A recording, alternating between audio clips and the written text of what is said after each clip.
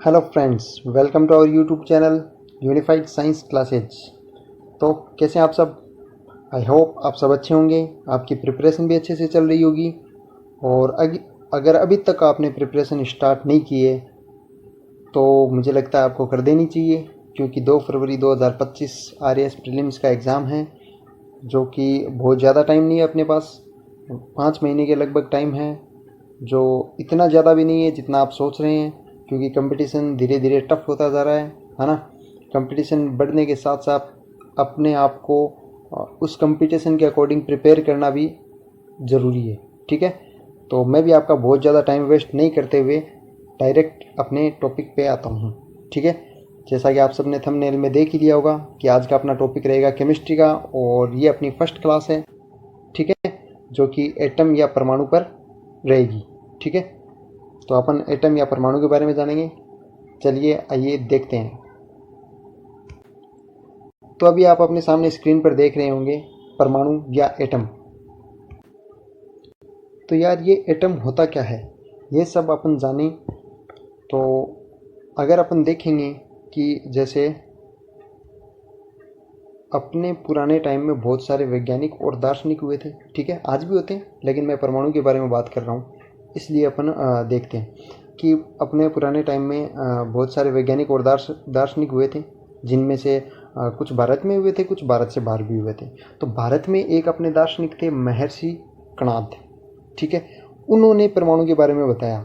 और दूसरे एक जो विदेशी थे वैज्ञानिक थे, जॉन डाल्टन, उन्होंने भी परमाणु के बारे में बताया। ठीक है, तो उन्होंने क्या बताया? उन्होंने बताया कि परमाणु क्या है कि बहुत छोटा कण होता है ना। बहुत छोटा कण होता है, जिसको आंखों से हम डायरेक्टली देख नहीं सकते, और जिसको वो इतना छोटा होता है कि उसे और ज़्यादा तोड़ा नहीं जा सकता। अगर आप इस कॉन्सेप्ट को समझना चाहें तो चलिए मैं आपको एक डायग्राम से समझाता हूँ। ठीक है, जैसे देखिए अपने सामने ये मान लो कि एक पदार्थ है। इससे पहले मैं आपको एक चीज़ बता दूं कि जो महर्षि कणाद, जॉन डाल्टन, ये जो थे, इन्होंने क्या बताया कि प्रकृति में जो भी पदार्थ हैं, जो भी चीज़ें हैं, जो भी वस्तुएं हैं, जैसे कि कोई पत्थर हो सकता है, आपका जो मोबाइल हो सकता है, पेन हो सकता है, टेबल कुर्सी, है ना। और कुछ द्रव पदार्थ भी होते हैं, जैसे तेल हो गया, पानी हो गया। ये सब सारे जितने भी पदार्थ हैं वो सब के सब छोटे छोटे कणों से मिलकर बने होते हैं। ये बात उन्होंने बताई थी। ठीक है, तो अब उन्होंने क्या बताया कि ये जो छोटे कणों से मिलकर बने होते हैं उनको ही परमाणु बोलते हैं। अब परमाणु क्या होता है, उनका कॉन्सेप्ट क्या था, जो डाल्टन ने और कणाद ने बताया था, उनका कॉन्सेप्ट क्या था, वो समझने के लिए अपन देखते हैं। तो ये डायग्राम आप देख रहे हैं, तो डायग्राम है, इसको आप ये मान लीजिए ये कोई पदार्थ है, या फिर आप इसको ये मान लीजिए आप पत्थर का टुकड़ा है या चौक का टुकड़ा है, जो भी हो। ठीक है, अगर अपन इसको तोड़ते हैं तो ये क्या है, इसके छोटे छोटे टुकड़े बन जाएंगे, है ना। और ज़्यादा तोड़ते हैं इन टुकड़ों को तो थोड़े और छोटे टुकड़े बन जाएंगे। इनको और ज़्यादा तोड़ते जाओ, छोटे छोटे टुकड़े बनते जाएंगे। ठीक है, और लास्ट में अपने को क्या होगा कि बहुत छोटा टुकड़ा मिल जाएगा, जैसे ये रहा। ठीक है, और इससे भी छोटा मिल सकता है ना। जैसे, एक मिनट यार, ये रहा। ठीक है, मान लीजिए आप ये बहुत ज़्यादा छोटा टुकड़ा है। ठीक है, तो ये जो एकदम से छोटा टुकड़ा है ना, जो अपन देख रहे हैं, ये एकदम से छोटा टुकड़ा है। इस छोटे टुकड़े को और ज़्यादा तोड़ना पॉसिबल नहीं होता है। ठीक है, यानी इस लेवल पर तोड़ते जाएंगे कि लास्ट में जो टुकड़ा अपने को मिलेगा वो डायरेक्टली आंखों से दिखाई भी नहीं दे, और उसको और ज़्यादा तोड़ना पॉसिबल नहीं हो, है ना। तो इतने छोटे टुकड़े को उन्होंने क्या कहा कि ये परमाणु है। ठीक है, और ज़्यादा तोड़ना पॉसिबल नहीं हो, यानी उसको और ज़्यादा विभाजित नहीं किया जा सकता। ठीक है, तो जिसको विभाजित नहीं किया जा सकता उसको क्या बोलेंगे अपन? अविभाज्य। तो यही उन्होंने बताया था, उनका कॉन्सेप्ट यही था, और यही उन्होंने बताया कि परमाणु क्या होता है, अविभाज्य होता है। ठीक है, क्या होता है, अविभाज्य। एक मिनट, कलर चेंज कर लेते हैं अपन। परमाणु होता है अविभाज्य, जिसको विभाजित नहीं किया जा सकता, अविभाज्य कण।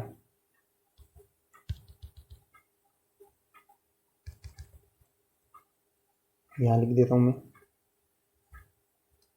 यार, एक तो ये जो लिखना ना, ये थोड़ा मुश्किल होता है। ठीक है, परमाणु क्या होता है, अविभाज्य कण। जिसको और ज़्यादा विभाजित नहीं किया जा सकता। वो अविभाज्य कण कौन सा है, ये अपन ने देखा अभी, ठीक है। तो ये इतना सूक्ष्म कण होता है ना, जिसको और ज़्यादा विभाजित नहीं किया जा सकता। इसी सूक्ष्म कण को इन्होंने क्या कह दिया, परमाणु कह दिया, ठीक है। किसने कह दिया, डाल्टन ने और कणाद ने। तो अब अगर आपके सामने ये आए क्वेश्चन कि सर्वप्रथम परमाणु शब्द का प्रयोग किसने किया था, तो आप क्या बताओगे, महर्षि कणाद। लेकिन अगर डाल्टन भी ऑप्शन में आ जाए तो ज़्यादा सही कौन सा होगा, डाल्टन, ठीक है।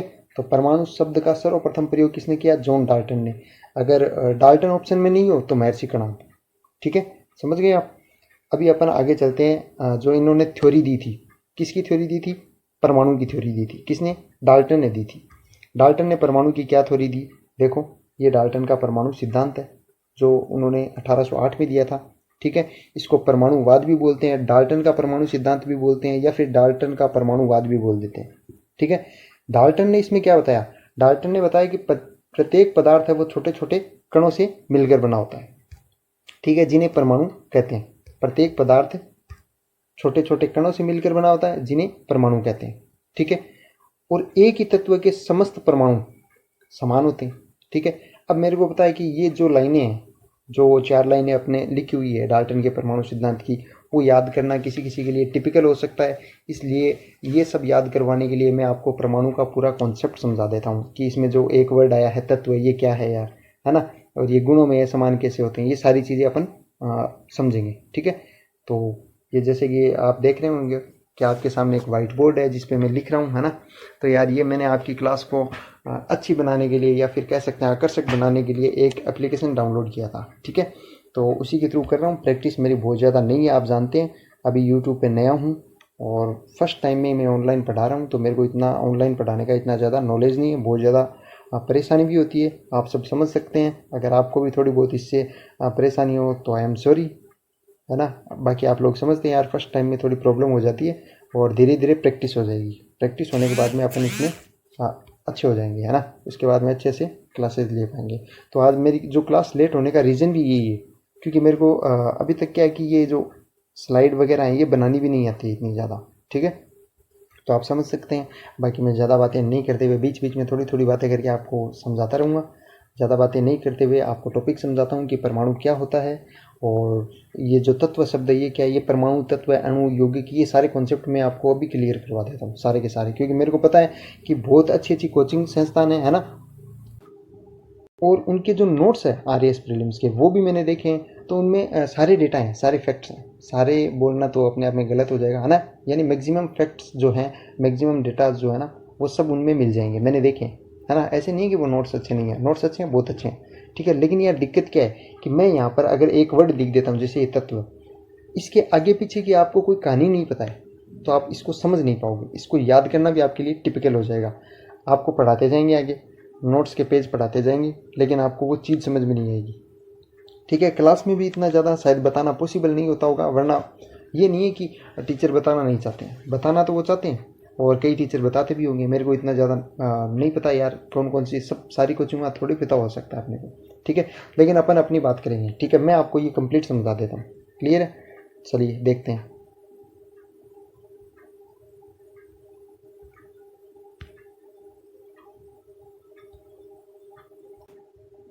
तो फ्रेंड्स, अब हमने एक वाइट पेज ले लिया है ना। और अब इसमें अपन जो परमाणु है, अणु है, तत्व है, यौगिक है, इन सब के बारे में जो इनके कॉन्सेप्ट होते हैं उन सब के बारे में अपन डिटेल से देखेंगे, ठीक है, अच्छे से देखेंगे। और मुझे विश्वास है आपको अच्छे से समझ में भी आ जाएगा, ठीक है। तो चलिए देखते हैं, ज़्यादा लेट नहीं करेंगे, अपन देखते हैं। तो ये देखिए आपके सामने एक सर्किल आया छोटा सा, ठीक है। इस सर्किल को अपन नाम क्या देंगे, परमाणु, ठीक है। इस सर्किल को अपन ने क्या नाम दे दिया, परमाणु। छोटा सा सर्किल है, इसको आप एक कण मान के चलिए, ठीक है, परमाणु।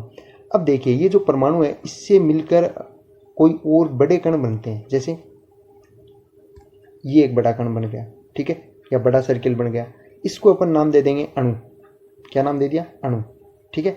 अब ये जो अणु होते हैं ना, इसके 2 टाइप होते हैं, ठीक है। अणु के कितने टाइप होते हैं, एक और दूसरा। तो पहला कौन सा है, ये, और दूसरा कौन सा है, ये। अणु के हो गए 2 टाइप। तो जो पहला टाइप है अणु का और दूसरा टाइप है उनको बताने से पहले मैं आपको दोबारा एक बार ये चीज़ समझा देता हूँ कि आपको पता ही होगा कि जो सबसे छोटा कण होता है उसको बोलते हैं अपन परमाणु। ठीक है, सबसे छोटे कण को अपन बोलते हैं परमाणु। और परमाणु से मिलकर क्या बनते हैं? अणु। यानी परमाणु ही किसको बनाते हैं? अणु को।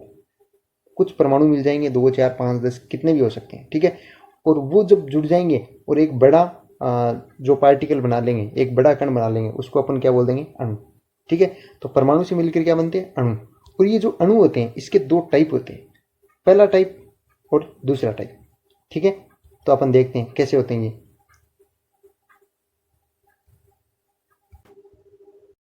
तो देखिए, जो ये अणु का पहला टाइप है, ठीक है, इसमें अपन देखते हैं कि ये छोटे छोटे कण,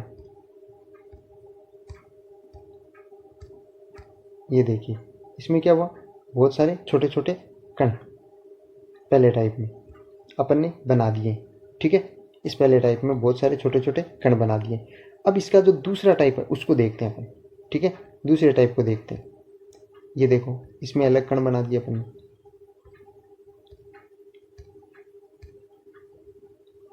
ठीक है, अब आप देखोगे कि इन दोनों में डिफरेंस क्या है, इसमें और इसमें, इन दोनों में डिफरेंस क्या है? तो इसमें जो कण हैं वो सेम है, सारे के सारे सेम हैं। और इसमें जो कण हैं सेकंड वाले में, वो कण क्या है? कोई रेड है, कोई ब्लू है। यानी रेड और ब्लू जो कलर है उससे तो मैंने दिखाया था कि आपको पता चले कि जो कण है वो अलग अलग है। यानी एक तो ऐसा अणु अपने पास जिसमें सारे के सारे परमाणु है वो सेम है। दूसरा अणु ऐसा है जिसमें सारे परमाणु क्या है? अलग अलग है। ठीक है, तो इनको क्या बोलेंगे? जो पहला है जिसमें समान परमाणु है, जिसमें सारे के सारे एक समान परमाणु है, इसको अपन एक नाम दे देंगे, तत्व। क्या नाम दे दिया? तत्व। और जो दूसरा है जिसमें अलग अलग परमाणु है, इसमें, इसको अपन एक नाम दे देंगे, यौगिक। ठीक है, तो इसका मतलब आपको क्या समझ में आया कि जो परमाणु होता है वो मिलकर क्या बनाते हैं? अणु। ठीक है, और अणु मिलकर क्या बनाते हैं? यौगिक। या फिर अणु क्या बना लेते हैं? तत्व। सॉरी, जो अणु होते हैं वो 2 टाइप के होते हैं, एक तो यौगिक और दूसरा तत्व। ठीक है, तत्व और यौगिक में डिफरेंस क्या है कि जो तत्व होता है उसमें सारे के सारे परमाणु सेम होते हैं, जैसे ये सब सेम परमाणु। ठीक है, यौगिक जो होता है उसमें सारे परमाणु क्या होते हैं? अलग अलग। ठीक है, कोई किसी दूसरे तत्व का परमाणु है, कोई किसी और तत्व का परमाणु, इस टाइप से सारे परमाणु अलग अलग होते हैं। लेकिन कुल मिलाकर बात यह है कि परमाणु से क्या बनता है? अणु। और अणु के टाइप होते हैं 2, एक होता है तत्व और दूसरा होता है यौगिक। जो तत्व होता है उसमें सारे के सारे परमाणु जो होते हैं वो समान होते हैं। ठीक है, यानी समान परमाणु मिलकर तो ऐसा अणु बनाते हैं जिसको अपन तत्व बोलते हैं। और असमान परमाणु यानी अलग अलग परमाणु मिलकर ऐसा अणु बनाते हैं जिसको अपन यौगिक बोल देते हैं। क्लियर है? तो ये आपका तत्व, अणु, यौगिक जो भी है कॉन्सेप्ट हो गया। अब यौगिक को मैं थोड़ा सा और समझा देता हूँ। आप सोच रहे होंगे कि कैसा हो गया, ये तो एक परमाणु है, इससे अणु बन गया है ना। इसको थोड़ा सा और एक्सप्लेन कर देता हूँ। ठीक है, तो फ्रेंड्स अब अपन यौगिक के बारे में समझते हैं। ठीक है, तो आप देखिए बोर्ड पर आपके सामने दिख रहा होगा, आपको एक सर्किल बना दिया मैंने। ठीक है, और इसके साथ ही मैंने इसके अंदर छोटे छोटे कण बना दिए। ठीक है, और अब मैं दूसरा सर्किल बना दूंगा। ठीक है, दूसरा सर्किल बना दिया, इसमें भी छोटे छोटे कण बना दिए। ठीक है, तीसरा सर्किल बना दिया, इसमें भी छोटे छोटे कण बना दिए। ठीक है, अब मैं चौथा सर्किल बना दूंगा, इसमें भी छोटे छोटे कण बना दिए। ठीक है, तो ये मैंने 4 सर्किल बना दिए। क्लियर है? अब एक चीज़ सोचिए आप कि ये जो चारों सर्किल है, इन चारों में आपको कुछ डिफरेंस दिख रहा है? कुछ अंतर है चारों में? अरे यार, ओनली कलर का अंतर मत देखना। ठीक है, कलर का अंतर नहीं है, कलर तो मैंने अलग अलग दिखाने के लिए बनाए हैं। ठीक है, आप समझ सकते हो कि अलग अलग टाइप के परमाणु हैं, या है ना। तो अब पहले तो ये सोचिए कि इसको आप क्या बोलोगे? जो पहला सर्किल है, जो फर्स्ट अपना सर्किल है, उसको आप क्या बोलोगे? एक मिनट। ठीक है, ये जो फर्स्ट सर्किल है इसको आप क्या बोलोगे? ठीक है, सेकंड सर्किल को आप क्या बोलोगे? थर्ड सर्किल को आप क्या बोलोगे? और फोर्थ सर्किल को आप क्या नाम दोगे? ठीक है, ये आपको बताना है। क्लियर है? तो आप सोच के देखिए, 1 मिनट पॉज करके सोचिए कि आप ये क्या है, इनमें से ये परमाणु है या तत्व हैं या यौगिक हैं या अणु हैं, क्या चीज़ है? ठीक है, तो आप सोचिए मैं आपको बताता हूँ, आप 1 मिनट पॉज करके सोचिए, फिर आप देखिए इसको, ठीक है। तो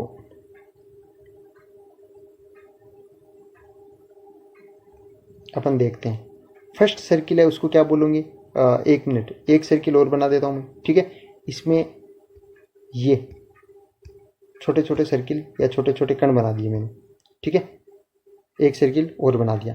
अब ये सोचिए कि इस सर्किल को आप क्या नाम दोगे, जो मैंने एक सर्किल और बनाया है, इस सर्किल को आप क्या नाम दोगे इसको, क्योंकि इसमें देखो एक कण ये है, एक ये है, एक ये है, अलग अलग कण है, ठीक है, अलग अलग टाइप के, और इनमें क्या है, समान कण है इन सब में। तो इनको क्या नाम दोगे, इसको क्या बोलोगे, इसको क्या बोलोगे, इसको क्या बोलोगे, ये आपको बताना है, ठीक है। आप 1 मिनट पॉज करके देखिए और सोचिए क्या नाम, ठीक है। तो मैं आपको बता देता हूँ, ये जो फर्स्ट सर्किल है इसको अपन बोलेंगे तत्व है। कारण, इसका कारण क्या है, क्योंकि इसमें जितने भी परमाणु हैं वो सारे के सारे क्या हैं, समान हैं, ठीक है। इसमें जो परमाणु हैं ये अंदर, वो सारे के सारे क्या है, समान, देखो, है ना। सेकंड सर्किल को अपन क्या बोलेंगे, सेकंड सर्किल को भी तत्व बोलेंगे क्योंकि इसमें भी समान परमाणु है। थर्ड सर्किल को भी तत्व बोलेंगे क्योंकि इसमें भी समान परमाणु है। और फोर्थ सर्किल को भी क्या बोलेंगे, तत्व है, क्योंकि इसमें भी समान परमाणु है। क्योंकि आप देखिए, ये कॉन्सेप्ट मैं आपको जस्ट पहले बता चुका हूँ, है ना। अणु है वो दो टाइप के होते हैं, एक ऐसा अणु जिसमें समान परमाणु है उसको तत्व बोलते हैं। तो यही कॉन्सेप्ट यहाँ पर काम करता है, ठीक है, समझ गए। अब देखिए अपन आगे देखते हैं, ये इसका मैंने एक कण इस बड़े वाले सर्किल में डाल दिया जो नीचे है, ठीक है। अब ऐसे ही मैं क्या करूँगा, दूसरे का डाल दूंगा, ऐसे ही मैं तीसरे का कण इसमें डाल दूंगा, चौथे का डाल दूंगा, यानी इनके कण है, एक एक दो दो कण उठा के मैंने इनमें डाल दिए, ठीक है।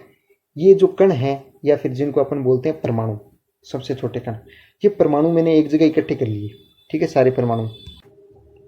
क्यों इकट्ठे किए, क्योंकि इनसे क्या बनाया जा सके, अणु। तो मैंने ये एक बड़े वाला अणु बना दिया है, ठीक है। एक बार फिर मैं आपको बता देता हूँ कि यहाँ से अपन ने परमाणु उठाए और यहाँ डाल दिए, यहाँ से परमाणु उठा के यहाँ डाल दिए, इसमें से भी उठा के डाल दिए, इसमें से भी उठा के डाल दिए, ठीक है। और अपने पास ये एक बड़ा सा अणु बन गया, ठीक है। अब इस अणु को क्या बोलेंगे, अणु तो ये भी था, है ना, अणु ये भी था, अणु ये भी था, अणु ये भी था, क्योंकि जो परमाणु होते हैं वो मिलकर क्या बनाते हैं, अणु। तो ये भी अणु है, ये भी अणु है, ये भी अणु है, ये भी अणु है, ठीक है। और ये भी अणु है क्योंकि ये भी परमाणुओं से बना है। तो इस अणु को अपन नाम क्या देंगे, क्या बोलेंगे, सोचिए। चलिए मैं बताता हूँ, इसको बोलेंगे अपन, ये सॉरी, इनमें से क्या डाल रहे हैं अपन, परमाणु, ठीक है। और इसको नाम क्या देंगे, जो बड़ा सर्किल बनेगा इसको यौगिक, क्योंकि इसमें जो भी परमाणु हैं, ठीक है, इसको अपन ने नाम क्या दे दिया, यौगिक, क्योंकि इसमें जो भी ये परमाणु है, ये सारे परमाणु क्या है, इनसे लिए गए हैं अलग अलग तत्वों से। देखो ये तत्व अलग है, रेड कलर वाला, ये तत्व अलग है। मैंने 4 सर्किल अलग अलग कलर में इसीलिए बनाए हैं ताकि आप ये समझ सकें कि ये तत्व अलग है, इसकी क्वालिटी अलग है, और ये तत्व अलग है, इसकी क्वालिटी अलग है, इसकी क्वालिटी अलग है, इसकी क्वालिटी अलग है, ठीक है। इसीलिए अलग अलग कलर में दिखाए हैं मैंने, ठीक है। और इन सब के परमाणु, तो इनके परमाणुओं की भी क्वालिटी अलग अलग होंगी। तो इसके परमाणु इसमें डाल दिए, इसके डाल दिए, इसके डाल दिए, इसके डाल दिए, क्या डाल रहे हैं अपन, परमाणु, ठीक है। तो परमाणु डालने से अपने पास एक बड़ा सर्किल बनता है जिसको अपन बोलते हैं यौगिक, ठीक है। क्यों बोलते हैं यौगिक, क्योंकि इसमें अलग अलग परमाणु हैं। और ये बात अपन ने पहले ही क्लियर कर ली थी। देखो मैं आपको अभी दिखाता हूँ, ये देखो कि परमाणु मिलकर बनाते हैं अणु, और अणु दो टाइप के होते हैं, तत्व और यौगिक, ठीक है। ये यौगिक और ये तत्व है, ठीक है, तत्व और यौगिक, क्लियर है। परमाणु, अणु, तत्व, यौगिक, ये चारों चीज़ आपको क्लियर हो गई होंगी, ठीक है। और यौगिक को अपन ने थोड़ा ढंग से देख लिया कि कैसे बनता है। आप यहाँ सोच रहे होंगे कि यार ये एक ही तो अणु है, ठीक है, ये सेम ही दिख रहा है, इसके दो टाइप कैसे हो गए, या परमाणु भी एक ही है, एक ही परमाणु से अलग अलग चीज़ें कैसे बन गई। तो ये तो मैंने यहाँ पर समझाया सिर्फ आपको कि ये जो परमाणु होता है वो क्या बनाता है, अणु, ठीक है। और अणु के दो टाइप होते हैं, ठीक है। अणु के अंदर मैंने क्यों नहीं दिखाई परमाणु, क्योंकि आपको ये टाइप बताने थे दो, ठीक है, क्लियर है। तो ये अपन ने यौगिक का भी कॉन्सेप्ट देख लिया। अब आपके सारे कॉन्सेप्ट क्लियर हो गए होंगे, परमाणु क्या होता है, अणु क्या होता है, तत्व क्या होता है, यौगिक क्या होता है, ठीक है। अब अपन अपने टॉपिक पे चलते हैं, ठीक है।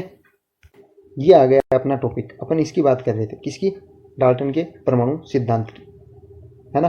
तो अपन ने ये देख लिया था परमाणु क्या होता है, ठीक है। परमाणु एक अविभाज्य सूक्ष्म कण होता है। परमाणु क्या होता है? अविभाज्य सूक्ष्म कण, ठीक है। और अविभाज्य होता है, ये किसने बताया था? डाल्टन ने और इन सब ने बताया था, ठीक है। फिर अपन ने देखा डाल्टन का परमाणु सिद्धांत या परमाणुवाद जो 1808 में दिया था। उसमें अपन ने फर्स्ट पॉइंट देखा कि प्रत्येक पदार्थ छोटे छोटे कणों से मिलकर बना होता है जिन्हें परमाणु कहते हैं। ये बात आपके समझ में आ चुकी होगी, ठीक है। और सेकंड पॉइंट अपन ने देखा कि एक ही तत्व के समस्त परमाणु क्या होते हैं? समान होते हैं, ठीक है। ये बात मैंने आपको जो अभी डायग्राम था उसमें बना के समझा दिए, ठीक है। थर्ड पॉइंट, अलग अलग तत्वों के परमाणु क्या होते हैं? अलग अलग। ये बात भी मैंने आपको समझा दी है ना। थर्ड पॉइंट जो अपना है उसको भी मैंने आपको समझा दिया कि तत्व क्या होता है ना, डायग्राम में, और उसके सारे परमाणु क्या होते हैं? सेल। अब ऐसे ही अपन देखते हैं फोर्थ पॉइंट कि अलग अलग तत्वों के, सॉरी ये थर्ड पॉइंट, अलग अलग तत्वों के परमाणु क्या होते हैं? अलग अलग होते हैं, या फिर गुणों में असमान होते हैं। ये बात मैंने आपको बता दी।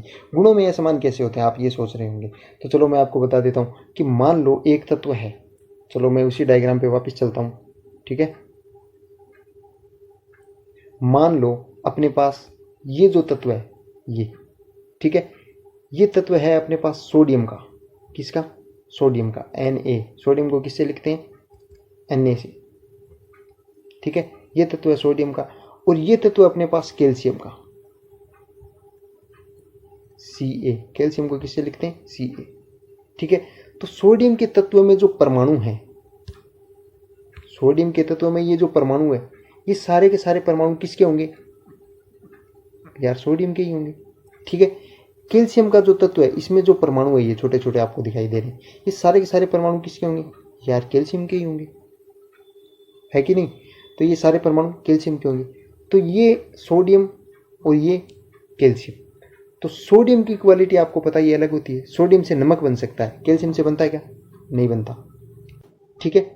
कैल्शियम कैल्शियम से अपने दांत बने होते हैं, ठीक है, कैल्शियम फास्फेट से, है ना।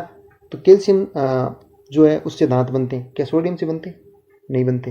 तो इनकी क्वालिटीज़ क्या हो गई? अलग अलग। अगर आप इनमें से किसी और को भी आप देखोगे कि मान लो इसको आपने आयरन मान लिया, आयरन यानी लोहा, तो आयरन से हीमोग्लोबिन बनता है, जिसके कारण ब्लड का जो कलर होता है वो क्या होता है? रेड होता है। तो क्या सोडियम से बन सकता है हीमोग्लोबिन? नहीं बन सकता। कैल्शियम से बन सकता है? नहीं बन सकता। तो जो अलग अलग तत्वों के जो परमाणु होते हैं वो क्या होते हैं? अलग अलग, ठीक है। सोडियम का तत्व उसमें सोडियम के परमाणु है, कैल्शियम का तत्व उसमें कैल्शियम के परमाणु, और वो परमाणु भी क्या होते हैं? अलग अलग। देखो सोडियम के परमाणु अलग, कैल्शियम के परमाणु अलग, ठीक है। और वो क्वालिटीज़ में भी क्या होते हैं? डिफरेंट होते हैं, है ना। उनकी क्वालिटी अलग होती है। जैसे सोडियम की क्वालिटी अलग है, इससे नमक बन जाता है, कैल्शियम से नमक नहीं बनता। तो उनके गुण भी अलग अलग होते हैं। क्लियर है। अब आगे वापस अपनी स्लाइड पे चलते हैं। तो अपनी स्लाइड पे थे, ठीक है। अब अपन बात करते हैं नेक्स्ट पॉइंट की, जो लास्ट है। दो या दो से अधिक तत्वों के परमाणु आपस में क्रिया करके अणु या यौगिक बनाते हैं। ये बात भी मैंने आपको समझा दी। कैसे? देखो यहाँ पे देखो आप, ये देखो ये तत्व अलग है, ये तत्व अलग है, ये तत्व अलग है, ये तत्व अलग है। तो इन सब के जो परमाणु हैं, इन तत्वों के क्या परमाणु, एक मिनट, ये तत्व अलग, ये तत्व अलग, ये तत्व अलग, ये तत्व अलग, इन सब के परमाणु आपस में मिल गए और मिलकर क्या बना लिया? एक नया अणु, ठीक है। इस अणु को अपन ने क्या बोल दिया? यौगिक। और यही बात वहाँ पे बोल रखी है, ठीक है। क्या बता रखा है वहाँ पे? देखो ये आपके सामने लास्ट पॉइंट है, फोर्थ पॉइंट, जिसमें क्या बता रखा है कि अलग अलग तत्वों के परमाणु आपस में क्रिया करते हैं और क्या बना लेते हैं? अणु या यौगिक। मैंने आपको बता दिया कि यौगिक कैसे बनाते हैं। यौगिक भी तो क्या है? एक अणु ही है ना, क्योंकि अपन ने बताया था कि अणु दो टाइप के होते हैं, तत्व और यौगिक। अब तक ये कॉन्सेप्ट आपका क्लियर हो गया होगा, और इसमें मैंने इतना टाइम इसलिए लिया है ताकि आपको आगे कभी भी प्रॉब्लम नहीं हो। आप जब भी कोई नोट्स पढ़ने जाओ तो आपका जो आपको जो नोट्स है उसकी अंडरस्टैंडिंग आपके लिए अच्छी हो। आप किसी भी कोचिंग के नोट्स मार्केट से उठा लेते हैं, बस दिक्कत ये होती है कि उनको कोई समझाने वाला नहीं होता है, वो चीज़ें अपने समझ में नहीं आती है। अगर आप कॉन्सेप्ट समझ जाओगे तो वो सारे नोट्स आपके समझ में आ जाएंगे, ठीक है। इतना अपना हो गया क्लियर। डाल्टन का परमाणु सिद्धांत। और इसमें जो मेन बातें क्या थी वो अपन देख लेते हैं, ठीक है। एक बार फर्स्टली देख लेते हैं मेन बातें क्या थी कि डाल्टन ने कहा था प्रत्येक पदार्थ छोटे छोटे कणों से मिलकर बना होता है जिन्हें परमाणु कहते हैं, और परमाणु क्या होते हैं, अविभाज्य होते हैं। दो बातें। तीसरी बात, एक तत्व के जो परमाणु होते हैं वो समान होते हैं, ठीक है। अलग अलग तत्व के परमाणु सीधी सी बात है असमान होंगे, अलग अलग होंगे, है ना। और दो या दो से अधिक तत्वों के परमाणु आपस में क्रिया करते हैं तो क्या बना लेते हैं, यौगिक बना लेते हैं, अणु बना लेते हैं, है ना। और परमाणु ही मिलकर क्या बनाते हैं, अणु बनाते हैं। ये कॉन्सेप्ट आपका क्लियर हो गया, ठीक है। चलिए अब आगे देखते हैं। आगे आता है परमाणु का मॉडर्न कॉन्सेप्ट, यानी आधुनिक अवधारणा परमाणु की। तो परमाणु की आधुनिक अवधारणा क्या कहती है, ठीक है। परमाणु की आधुनिक अवधारणा अपन देखेंगे, ठीक है। और आधुनिक अवधारणा क्या कहती है वो चीज़ भी अपन देखेंगे, ठीक है। जैसे एक मिनट, वही बात यार, अपने को चलाना नहीं आता है वो ज़्यादा। ये परमाणु की आधुनिक अवधारणा ये क्या कहती है ये अपन देखते हैं, ठीक है। तो परमाणु की आधुनिक अवधारणा है, उसमें पहला पॉइंट क्या है कि परमाणु रासायनिक अभिक्रिया में भाग लें, है ना। यानी वे कण ही परमाणु कहलाते हैं जो रासायनिक अभिक्रिया में भाग लेते हैं। इनका परमाणु की जो एक क्वालिटी है वो ये है, ठीक है। दूसरी क्वालिटी, परमाणु का स्वतंत्र अस्तित्व नहीं होता, स्वतंत्र अस्तित्व नहीं होता, यानी इंडिपेंडेंट एग्जिस्टेंस नहीं होता, ठीक है। कैसे यार, देखो अपन ने पहले पढ़ा था अविभाज्य होता है ना, वो सारी चीज़ छोटे छोटे कण होते हैं ना। लेकिन आप चीज़ सोचो, उस टाइम उन्होंने अविभाज्य बता दिया, ठीक है, और वो गलत भी नहीं बताया, ठीक है, सही था टाइम के अकॉर्डिंग। लेकिन धीरे धीरे क्या हुआ, परमाणु के अंदर कुछ और चीज़ों की खोज हो गई। कौन सी चीज़ों की, इलेक्ट्रॉन, ठीक है, प्रोटॉन, न्यूट्रॉन, इन सब चीज़ों की खोज हो गई परमाणु में, जो परमाणु के अंदर पाए जाते हैं। अगर परमाणु ही सबसे छोटा कण है जिसको विभाजित नहीं किया जा सकता, तो उसमें इलेक्ट्रॉन, प्रोटॉन और न्यूट्रॉन कहाँ से आ गए, है ना।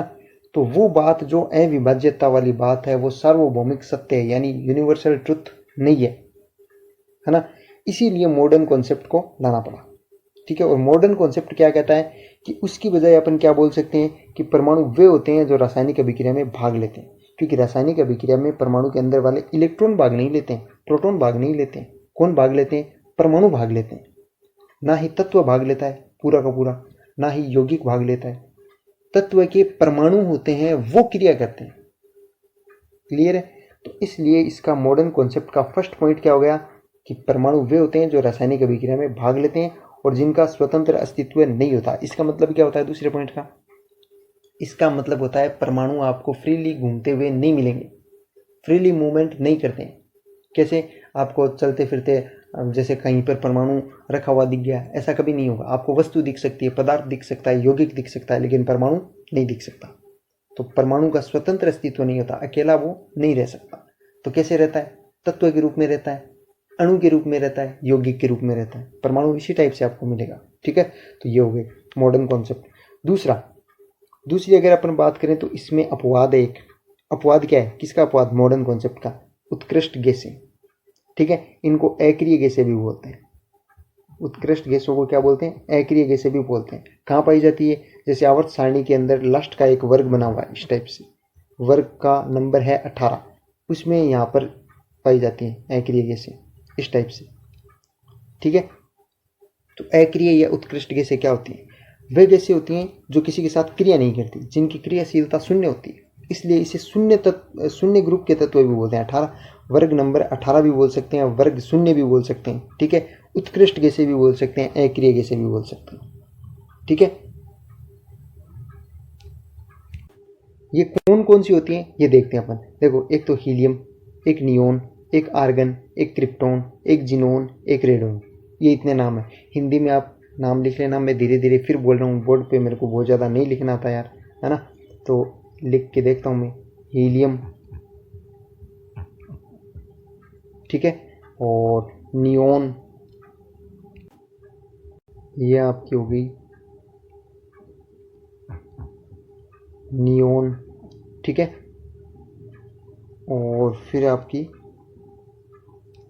नेक्स्ट हो गई आर्गन, आर्गन, ठीक है। और फिर क्रिप्टॉन, क्रिप्टॉन, ये हो गई, ठीक है। फिर उसके बाद में अपन देखते हैं हीलियम, नियोन, आर्गन, क्रिप्टॉन। फिर अपन देखते हैं Xe, उसको क्या बोलेंगे, जिनोन, ठीक है ना। और ये रेडोन, ठीक है। तो ये अपनी गैसेज हो गई, कौन सी, उत्कृष्ट गैसें या फिर अक्रिय गैसें, ठीक है। इनको याद रखने की अगर आपको ट्रिक चाहिए तो देखो, ट्रिक जैसा कुछ नहीं होता है, आप अपने माइंड में जैसे भी आपको सेट हो याद कर लेना। और मैं आपको फिर भी बता देता हूँ, साइंस वालों को तो वैसे भी याद होगा, और आर्ट्स वाले हैं तो उनको याद हो जाएगा। आप करना, आप किसी के दिमाग में हो सकता है और भी ज़्यादा अच्छी ट्रिक आ जाए, तो थोड़ी सी मैं बता देता हूँ आपको। He, हीलियम से क्या बन जाएगा, ही, ठीक है। नियोन तो ही ना, है ना, हिना। और आर्गन, Ar को अपन लिख देंगे और, हिना और। फिर Kr यानी करीना, हिना और करीना, ठीक है। की को कर देंगे साइलेंट, ठीक है। Xe क्या होता है, जिनोन, ठीक है। जिनोन को अपन लिख देंगे जिन्स। हिना और करीना की जिन्स, ठीक है। कैसी, रंगीन। रेडोन को लिख देंगे रंगीन, Rn है ना, तो वो रंगीन। हिना और करीना की जिन्स रंगीन है को भी साइलेंट कर देंगे। ये आपकी ट्रिक बन गई, लिख लेना आप, ठीक है। हिना यानी He और Ne, हिना। और यानी Ar, आर्गन। और करीना यानी Kr, की जिन्स यानी जिनोन, Xe, रंगीन यानी रेडोन, Rn, ठीक है। तो ये हो गई आपकी एक ट्रिक। चलिए आगे चलते हैं, 1 मिनट इसको मिटा देते हैं। फिर देखो आगे आपके सामने आपको दिखाई दे रहा होगा, आगे क्या आ रहा है, भविष्य आ रहा है ना, आगे भविष्य आ रहा है, एग्जाम आ रहा है। तो आगे अपन देखते हैं परमाणु की संरचना, ठीक है। 1 मिनट यार, ये परमाणु की संरचना, स्ट्रक्चर ऑफ एटम, ठीक है, इस पर बात करेंगे। तो परमाणु की संरचना में क्या क्या होता है देखते हैं अपन। परमाणु की देखो, अपन ने देखा जो कॉन्सेप्ट देखा था, मॉडर्न कॉन्सेप्ट, वो किस वजह से आया, क्योंकि परमाणु के अंदर 3 नए कणों की खोज हुई, इलेक्ट्रॉन, प्रोटॉन और न्यूट्रॉन, ठीक है। ये परमाणु के 3 मुख्य कण हैं, और जिनको बोलते हैं अपरमाणविक कण। तो परमाणु की संरचना में ये 3 मुख्य रूप से कण पाए जाते हैं, इलेक्ट्रॉन, प्रोटॉन और न्यूट्रॉन। वो क्या होते हैं, उनमें क्या क्या क्वालिटीज़ होती है, चलिए आगे अपन देखते हैं, ठीक है। अब आ गए अपन इलेक्ट्रॉन पे। तो देखिए, मैं थोड़ा सा फास्ट बताऊंगा, आप थोड़ा समझने की कोशिश करना, क्योंकि अपन इनमें बहुत ज़्यादा टाइम नहीं दे सकते हैं, ठीक है। तो अब अपन देखते हैं कि सबसे पहले अपना जो पॉइंट है वो क्या है, इलेक्ट्रॉन, ठीक है। सबसे पहला अपने पास क्या है, इलेक्ट्रॉन, क्लियर है। इलेक्ट्रॉन की खोज किसने की थी, जे थॉमसन। ये नाम आपको याद रखना है, किसने की थी, जे थॉमसन, पूछा जाता है, ठीक है। थॉमसन को कई बार टॉमसन भी लिख देते हैं, ये नाम भी याद रख लेना, कंफ्यूज मत होना, टॉमसन या थॉमसन, है ना, हिंदी में ट्रांसलेट करते हैं तब हो जाता है ऐसा, ठीक है। और उस पर आवेश क्या होता है, इलेक्ट्रॉन को देखो अपन ई से लिखते हैं, और उस पर नेगेटिव चार्ज होता है, तो आवेश क्या होता है, ऋणात्मक यानी नेगेटिव चार्ज। और आवेश का मान कितना होता है, 1.6 इंटू 10⁻⁻19 कुलाम, ठीक है। यहाँ पे कुलाम क्या है, ये जो कुलाम है वो क्या है, यूनिट है, इकाई है या मात्रक है, किसका मात्रक, आवेश का मात्रक, ठीक है। किसका मात्रक है, आवेश का मात्रक, कौन, कुलाम, ठीक है। तो कितना होता है, 1.6 इंटू 10⁻⁻19, क्लियर है। ये हो गया आवेश का मान, आपको याद रखना है 1.6 इंटू 10⁻⁻19। देखो, याद रखने की थोड़ा सा मैं आपको बता देता हूँ, इधर उधर करके याद करवाने की कोशिश करता हूँ। जो 1.6 होता है ना, आप इसी में से 6 को उल्टा कर दो तो क्या बन जाएगा, 19। तो आपको ये ध्यान रखना है कि 10 की पावर कितनी होगी, आवेश में -19 कैसे होगी, कि 6 को ही उल्टा करना है, क्या बन जाएगा, 19, क्लियर है। तो ये 10 की पावर 19, 1.6 इंटू 10⁻⁹, ये आपको पक्का याद रखना है, क्योंकि ये पूछा जाता है एग्जाम में, ठीक है। इसके अलावा नेक्स्ट है इसका द्रव्यमान, किसका, इलेक्ट्रॉन का द्रव्यमान। द्रव्यमान बहुत ज़्यादा नहीं पूछा जाता है, लेकिन क्या हो रहा है, जैसे जैसे एग्जाम का ट्रेंड बदल रहा है, पता नहीं वो कब क्या पूछ लें, तो अपने को ये भी याद रखना है, ठीक है। और इसमें मैंने आपको बताया था स्टार्टिंग में, जो अपनी सिलेबस वाली वीडियो है डिस्कशन वाली, उसमें बताया था अपन पॉसिबिलिटी को लेके चलेंगे, जो एग्जाम में आ रहा है ना, जो ट्रेंड चल रहा है उसके साथ साथ अपन पॉसिबिलिटी को लेके चलेंगे। अब तक के ट्रेंड में क्या पूछ रहे थे, थॉमसन के बारे में पूछ रहे थे, ऋणात्मक था वो पूछ रहे थे, आवेश कितना होता है वो पूछ रहे थे। बहुत ज़्यादा तो नहीं पूछते हैं इनसे क्वेश्चन, लेकिन पूछ लेते हैं। कई बार किस्मत बहुत बढ़िया हो ना, तब ऐसे कुछ भी पूछ लेते हैं। ठीक है, तो अब अपन पॉसिबिलिटी में क्या लेके चल रहे हैं कि यार द्रव्यमान भी पूछ सकते हैं। तो कितना होता है 9.1 इंटू 10⁻31 किलोग्राम। ठीक है, क्या है किलोग्राम, ये याद रखना। और एक पॉसिबिलिटी मैंने और ले लिया आगे कि ग्राम में पूछ लिया तो अपन को क्या करना है, -31 की जगह -28 करना है। सिर्फ इतना सा चेंज, -31 है उसकी जगह पर क्या करना है -28। कितने कितने कम करने, 3 कम करने। 3 का डिफरेंस क्यों आया वो मैं आपको लास्ट में बता दूंगा। ठीक है, तो -31 की जगह, और सब में 3 का डिफरेंस आएगा। जहाँ भी अपन किलोग्राम और ग्राम की बात करेंगे सब में 3 का डिफरेंस आएगा। ठीक है, याद रखने के लिए अगर आपको छोटी बड़ी संख्या हो तो मैं जिस टाइप से भी कोशिश होगी वैसे मैं आपको याद करवाने की कोशिश करूँगा। जैसे किलोग्राम में हमेशा बड़ी संख्या होगी। ठीक है, क्योंकि किलोग्राम खुद भी बड़ा है, लेकिन बड़ी कैसे होगी, जब माइनस में होगी तब। ठीक है, -31 है ना। और ग्राम होगा तो माइनस में संख्या क्या हो जाएगी हमेशा छोटी। कितनी हो जाएगी -28, और कितनी छोटी होगी 3। तो किलोग्राम और ग्राम में ये तो कन्फर्म है कि 3 का डिफरेंस होगा। ठीक है, और संख्या छोटी होगी या बड़ी होगी, अगर देखो यहाँ पर प्लस में संख्या होती ना तब किलोग्राम की संख्या छोटी होती और ग्राम की ज़्यादा बड़ी होती। लेकिन माइनस में संख्या होती है ना तो वो हमेशा क्या होती है, बड़ी होती है किलोग्राम की, और ग्राम की छोटी होती है। एक प्लस माइनस का कॉन्सेप्ट है, इस पर अपन बहुत ज़्यादा नहीं जाएंगे। 9.1 इंटू 10⁻31, ये जो चीज़ें कॉन्सेप्ट अगर आपको समझना हो आप कमेंट करना, मैं आपको इसका शॉर्ट वीडियो बना के डाल दूंगा, उसमें आपको समझ में आ जाएगा। ठीक है, क्योंकि अपन क्या है अपने सिलेबस में डायरेक्टली कोई चीज़ें नहीं, अपन बहुत ज़्यादा इस पर टाइम वेस्ट नहीं करने वाले हैं। ठीक है, तो ये आपको समझ में आ गया होगा क्या है द्रव्यमान, क्या है द्रव्यमान 9.1 है। अगर देखो आप याद करोगे ना, इलेक्ट्रॉन में आपको हर जगह पर क्या दिखेगा 1.6। ठीक है, यानी 16 और 9 ये तीन ही संख्या दिखेगी आपको।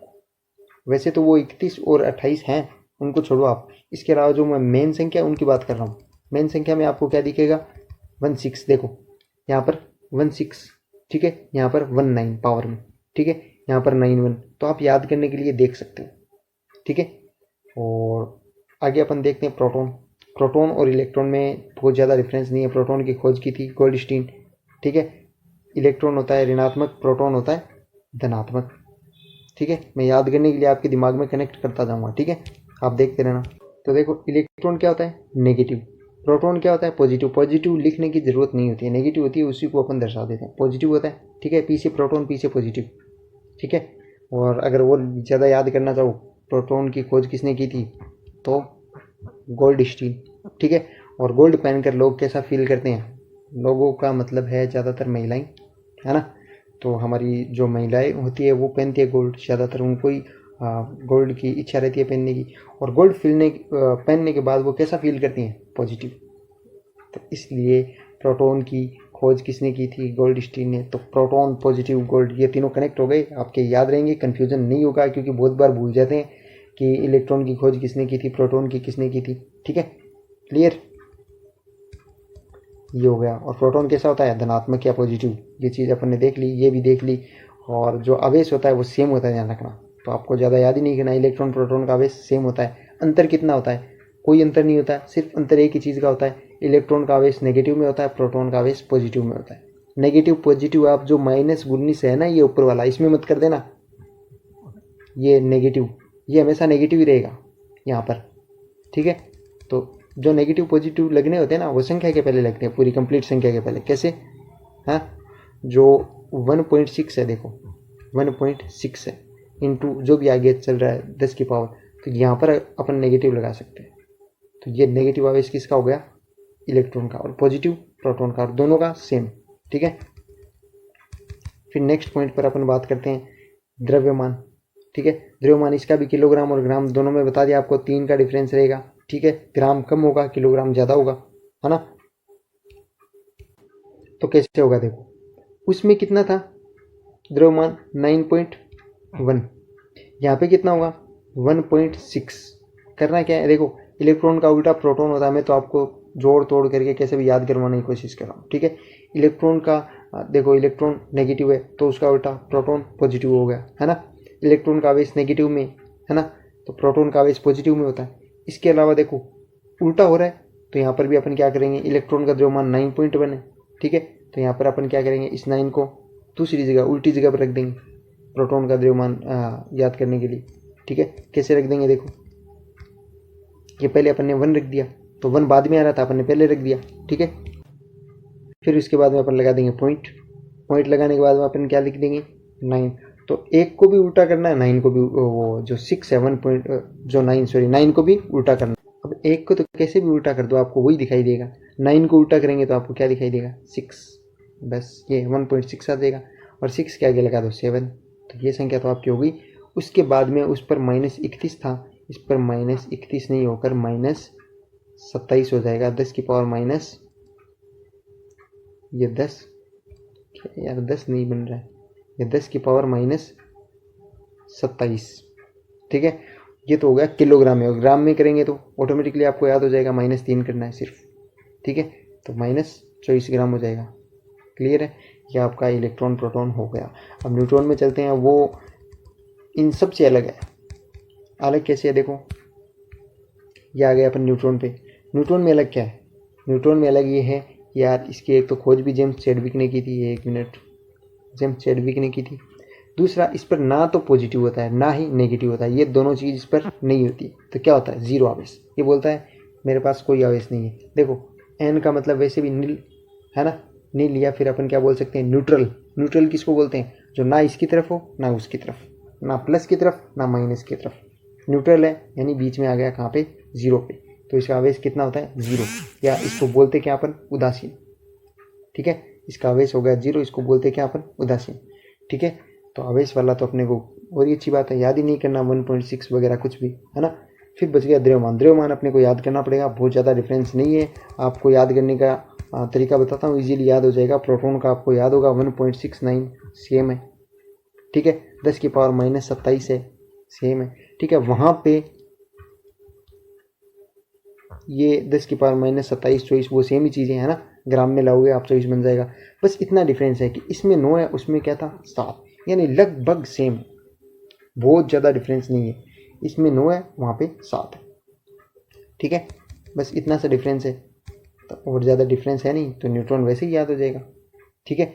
इसके अलावा देखो 1 किलोग्राम 1000 ग्राम के बराबर होते हैं, और 1000 में कितने जीरो होते हैं, 1 2 3, इसलिए किलोग्राम से ग्राम में आने पर, ये ग्राम, इसमें आने पर कितने का डिफरेंस आता है, 3 का डिफरेंस आता है, क्योंकि 1 किलोग्राम में 1000 ग्राम होते हैं और 1000 में कितने होते हैं, 3 जीरो, इसलिए 3 का डिफरेंस आता है। ये है 3 का कॉन्सेप्ट। बाकी माइनस प्लस वाला आपको कॉन्सेप्ट जानना हो आप कमेंट करना, मैं शॉर्ट वीडियो बना के डाल दूंगा, ठीक है। इस पर इतना ज़्यादा टाइम वेस्ट अपन नहीं करेंगे, वैसे भी क्लास देखो 43 मिनट्स की हो गई है ना। चीज़ें समझाने के लिए टाइम लग गया, मैं सोच रहा था 1 घंटे में ख़त्म कर दूंगा। कोशिश करते हैं अपन आगे चलते हैं, ठीक है। अब तक देखो अपन ने परमाणु की जो संरचना है उसके बारे में अपन ने जो स्टडी की है, उसमें अपन ने परमाणु के कणों के बारे में देख लिया, इलेक्ट्रॉन प्रोटॉन, है ना। तो इन सब चीज़ों का पता कैसे चला, उसकी संरचना का पता कैसे चला, ये जानने के लिए अपन देखेंगे अलग अलग वैज्ञानिकों ने अपने टाइम में अलग अलग खोज की थी, और उनसे ही अपने को पता चलता है कैसे। जैसे सबसे पहले वैज्ञानिक आते हैं जे थॉमसन या टॉमसन। कौन आते हैं, जे थॉमसन या टॉमसन, ठीक है। उन्होंने अपना परमाणु मॉडल दिया, मॉडल को हिंदी में क्या बोलते हैं, प्रतिरूप, ठीक है, इसलिए परमाणु प्रतिरूप बोलते हैं। उसका नाम क्या था, प्लम पुडिंग मॉडल या तरबूज मॉडल। क्यों बोलते हैं, देखो एक केक होता है ना, केक में अपन क्या लगाते हैं, ड्राई फ्रूट्स, ये ड्राई फ्रूट्स लगा दिए अपन ने केक में। तो केक का जो खाने वाला भाग होता है ना, वो पॉजिटिव होता है। ये बात किसने बताई, थॉमसन ने, कि केक का जो एडिबल पार्ट होता है, खाने वाला भाग होता है, उसको क्या उन्होंने बोला कि ये पॉजिटिव होता है, धनावेशित होता है, ठीक है। खाने वाला सारा भाग, यानी इतना बड़ा सारा केक क्या है, पॉजिटिव, ठीक है। इसमें जो ड्राई फ्रूट्स लगे रहते हैं ना, वो नेगेटिव है।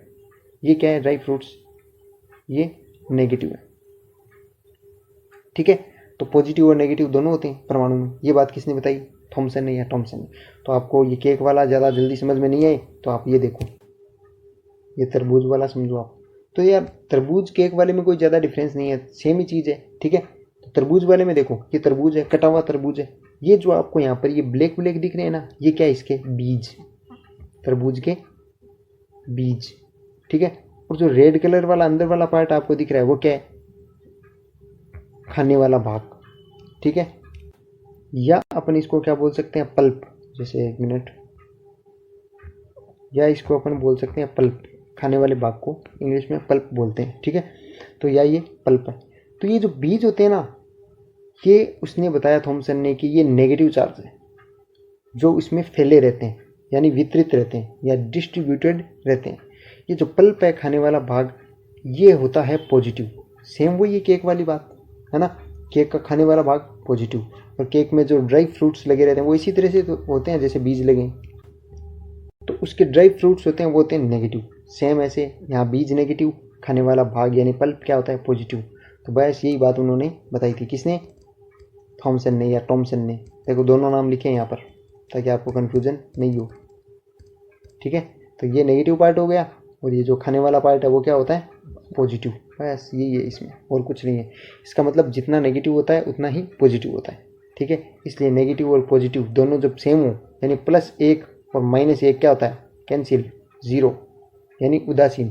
तो परमाणु क्या होता है उदासीन। ये किसने बताया, थॉमसन ने पहली बार, ठीक है। और परमाणु को क्या होता है धनावेशित गोला, यानी ये पूरा जो गोला है वो क्या है पॉजिटिव चार्ज है, ठीक है। और इसमें समान रूप से क्या वितरित रहते हैं, इलेक्ट्रॉन या ऋणावेश। तो ये देखो, ये जो बीज है ये क्या है, ये ऋणावेश या इलेक्ट्रॉन। क्लियर है। ये आपका परमाणु का थॉमसन का मॉडल हो गया, आपको समझ में भी आ गया होगा। इसमें याद रखने वाली बात क्या है कि सबसे पहले उदासीन परमाणु किसने बताया, थॉमसन ने। थॉमसन ने क्या बताया, धनावेशित गोला, और उसमें ऋणावेश क्या रहता है, डिस्ट्रीब्यूटेड रहता है या वितरित रहता है। थॉमसन की एक कमी थी, क्या, वो स्थायित्व की व्याख्या नहीं कर पाई। परमाणु क्या होता है, स्थायी होता है, वो इसकी व्याख्या नहीं कर पाई थॉमसन, ठीक है। और इसलिए इनका मॉडल असफल रहा, यानी परमाणु की संरचना को ये नहीं माना गया एग्जैक्टली। तो फिर आगे कौन आते हैं, आगे आते हैं रदरफोर्ड, उनके बारे में देखते हैं। ये आ गए अपने रदरफोर्ड। रदरफोर्ड ने स्वर्ण पत्र प्रयोग किया था, यानी सोने की एक पन्नी लेकर उस पर प्रयोग किया था। और प्रयोग का दूसरा नाम क्या है, एल्फा कण प्रकीर्णन प्रयोग। प्रकीर्णन का मतलब होता है फैलाना या बौछार करना या डालना किसी चीज पे, है ना। तो प्रकीर्णन, और किसका प्रकीर्णन, एल्फा कण। ये जो साइन है वो किसका है, एल्फा का, ये साइन एल्फा का है, ठीक है। तो एल्फा कण, ठीक है। वो अपन देखते हैं, कैसे देखेंगे, अपन देखेंगे उसको एक डायग्राम के साथ, ओके। ये आपके सामने एक डायग्राम, ठीक है। डायग्राम में जो आप ब्लैक कलर का बॉक्स देख रहे हो वो लेड का बॉक्स है, किसका, लेड का बॉक्स है, ठीक है। डायग्राम में जो बॉक्स है वो किसका बॉक्स है, लेड का बॉक्स है, ओके। और ये जो आपको येलो कलर का दिखाई दे रहा है ये क्या है, सोने की पन्नी या स्वर्ण पत्र। बहुत पतली पन्नी होती है ये, है ना। कितनी पतली होती है, 100 नैनोमीटर, 100 नैनोमीटर पतली होती है। कौन, ये जो स्वर्ण पन्नी है या स्वर्ण पत्र है वो 100 नैनोमीटर पतला होता है, ठीक है। और इसके बाद में ये जो है इसको बोलेंगे अपन आवरण या पर्दा, ठीक है, जो लास्ट में लगाया जाता है पन्नी के उस साइड। और इस पर जो ग्रीन कलर का आपको दिखाई दे रहा है, ये जो ग्रीन ग्रीन है वो क्या है, ये जिंक सल्फाइड है, ZnS जिंक सल्फाइड। इसका लेप किया हुआ होता है, क्लियर है। तो एक पर्दा है, पर्दे पर जिंक सल्फाइड का लेप है, पर्दे के एक साइड में क्या लगी हुई है, स्वर्ण पत्र या सोने की पन्नी, और एक साइड में एक बॉक्स है, किसका बॉक्स, लेड का बॉक्स। और इस बॉक्स से क्या होगी, किरणें निकलेंगी। ये क्या है, किरणें या कण। एक मिनट इसको मिटा देता हूँ मैं, फिर देखते हैं अपन ढंग से। अब आप समझ गए होंगे स्वर्ण पत्र कौन सा है, येलो कलर वाला। ये बॉक्स है, लेड का बॉक्स है, जिससे क्या निकलते हैं, एल्फा कण निकलते हैं, ठीक है। एल्फा कण, इससे निकलेंगे एल्फा कण, ठीक है। ये सारे के सारे एल्फा कण है, यहाँ से ये जो जा रहा है एल्फा कण। जब इस स्वर्ण पत्र से निकलते हैं तो रदरफोर्ड ने ऑब्जर्व किया कि ज़्यादातर एल्फा कण क्या थे, सीधे निकल गए, ठीक है, उनमें कोई भी चेंज नहीं हुआ।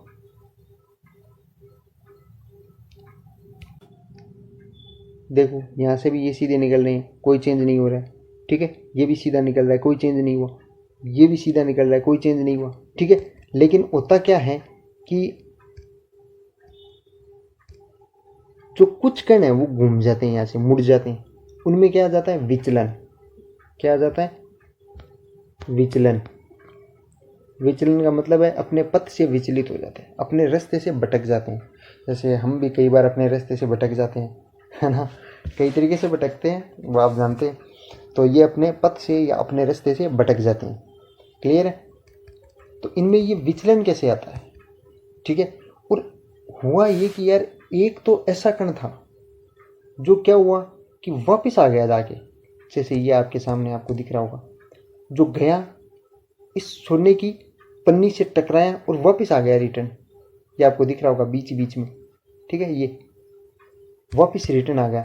ये एक ऐसी बात हो गई कि जैसे कि आप किसी कागज पर बंदूक से गोली चला रहे हो और वो गोली कागज से टकरा कर वापस आ जाए, ये बिल्कुल वैसी बात हो गई थी। तो बहुत ज़्यादा सरप्राइजिंग थी रदरफोर्ड के लिए। तब उन्होंने इसका जो निष्कर्ष निकाला वो क्या निकाला, इसका कंक्लूजन क्या निकाला, उन्होंने बताया कि जो स्वर्ण पत्र है, सोने की पन्नी है, ये 1 मिनट में आपको समझाता हूँ ठीक से। ये देखो, ये जो सोने की पन्नी है, ये येलो कलर वाली, इसमें परमाणु होते हैं सोने के। ये जो गोल गोल है ना, वो क्या है, गोल्ड के परमाणु है। परमाणुओं के बीच में कुछ ना कुछ होता है, ये बात रदरफोर्ड को पता लगती है।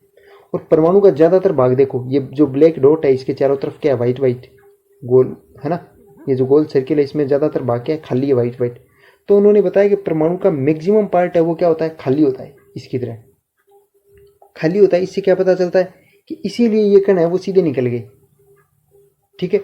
तो फिर उन्होंने सोचा यार कुछ कण तो ऐसे भी थे जो विचलित हो गए, ये रहे, ये विचलित हो रहे हैं यहाँ से, ये विचलित कैसे हुए। तब उन्होंने कहा कि परमाणु का जो खाली भाग है सारा का सारा, उसमें कहीं कहीं पर बीच बीच में क्या होता है, इलेक्ट्रॉन होते हैं। क्या होते हैं, इलेक्ट्रॉन या ऋण आवेश। क्या होता है, ऋण आवेश होता है उस खाली भाग में कहीं ना कहीं पर। ये किसने बताया, रदरफोर्ड ने, है ना। और लास्ट में उन्होंने बताया कि एक कण जो वापस आ रहा ना, उसका रीजन ये है कि देखो, मैं आपको एक चीज़ बताता हूँ कि अगर अपन बात करें पॉजिटिव की, तो एक कॉन्सेप्ट आता है कि पॉजिटिव पॉजिटिव यानी समान आवेश एक दूसरे को क्या करते हैं, प्रतिकर्षित। यानी ये इसको दूर भगाता है, ये इसको दूर भगाता है, प्रतिकर्षित करते हैं, ठीक है। चाहे नेगेटिव नेगेटिव हो, वो भी एक दूसरे को क्या करेंगे, प्रतिकर्षित। ये भी एक दूसरे को क्या भगाएंगे, दूर, है ना। लेकिन पॉजिटिव और नेगेटिव दो आवेश हों, वो एक दूसरे को क्या करेंगे, आकर्षित करेंगे, एक दूसरे की तरफ आकर्षित होंगे। ये एक कॉन्सेप्ट है, ठीक है। और इसी कॉन्सेप्ट पर ये चीज़ टिकी हुई है। जैसे कि रदरफोर्ड ने बताया कि ये जो कण वापस आ रहा है ना, इसका रीज़न ये है कि अपने पास जो एल्फा कण है ना, एल्फा कणों की प्रॉपर्टी क्या होती है ना, उनके गुण क्या होते हैं, वो पॉजिटिव कण होते हैं। कैसे होते हैं, पॉजिटिव। पॉजिटिव कौन से कण, हीलियम के पॉजिटिव कण, जो अपन ने एक गैस देखी थी हीलियम, उसके पॉजिटिव चार्ज वाले कण होते हैं, ठीक है। तो और उनको बोलते हैं द्विधनावेशित, ठीक है। इन पर डबल पॉजिटिव चार्ज होता है, इसलिए इनको क्या बोलते हैं, द्विधनावेशित। कभी पूछ ले यार, कुछ पता नहीं है इनका, तो याद रखना आप, द्विधनावेशित हीलियम कण होते हैं, अल्फा कण। क्लियर है। तो अब जो हीलियम के अपने पास पॉजिटिव चार्ज वाले कण हैं, वो वापस आ रहे हैं, यानी इनको कोई ना कोई चीज प्रतिकर्षित कर रही है, ठीक है। तो एल्फा कण पॉजिटिव हैं, इनको प्रतिकर्षित करने वाला आवेश भी क्या होगा, पॉजिटिव होगा। तो इसी आधार पर रदरफोर्ड ने बताया कि परमाणु का जो बीच का पोर्शन होता है, बीच का जो पार्ट है, उस पार्ट में परमाणु का सारा धनावेश केंद्रित होता है, ठीक है। तो इसी आधार पर बताया था। ये मैंने आपको डायग्राम पूरा एक्सप्लेन कर दिया, आपको समझ में आ गया होगा। और रदरफोर्ड क्या कहना चाहते थे वो भी आपको समझ में आ गया होगा। चलो अब आगे अपन अपनी थ्योरी पे चलते हैं, ठीक है। ये रही थ्योरी, रदरफोर्ड का स्वर्ण पत्र प्रयोग। तो इसमें रदरफोर्ड जी ने क्या कहा कि परमाणु का अधिकांश भाग खाली होता है। पहला पॉइंट जो अपन ने देख ही लिया, क्योंकि अधिकांश एल्फा कण सीधे निकल गए, है ना। फिर बाद में अधिकांश एल्फा कण सीधे निकल गए। क्यों निकल गए, क्योंकि परमाणु का अधिकांश भाग क्या होता है, खाली, इसलिए ये सीधे निकल गए। सेकंड पॉइंट, कुछ ऋणावेश परमाणु में वितरित है, मतलब कि परमाणु में जो खाली पार्ट होता है, उस खाली पार्ट में ऋणावेश वितरित होता है, डिस्ट्रीब्यूटेड होता है। इस कारण उस ऋणावेश के कारण कुछ कण विचलित हो गए, ठीक है। कुछ कण अपने पथ से विचलित हो गए, मतलब जिनकी डायरेक्शन ये थी लेकिन वो मुड़ गए, इधर उधर, ठीक है, तो विचलित हो गए। फिर थर्ड पॉइंट है परमाणु का संपूर्ण धनावेश उसके केंद्र में स्थित होता है। इसी कारण लगभग 12,000 में से एक कण 180 डिग्री के कोण से वापस लौट गया, ठीक है। 12,000 देखो, इसकी जगह कई बार 20,000 भी लिखा आता है ना, 20,000 भी लिखा आता है। और एक कण वापस लौट गया, कैसे लौट गया? 180 डिग्री का कोण कैसे बनता है? एक सीधी लाइन बनती है, यानी ऐसे गया था और ऐसे वापस आ गया, बस। तो ये सिंपल सी बात है। तो अपन ने देख ही लिया, ये सारा डायग्राम में समझ लिया अपन ने, ठीक है। 180 डिग्री कोण से 12,000 में से एक कण वापस आ गया।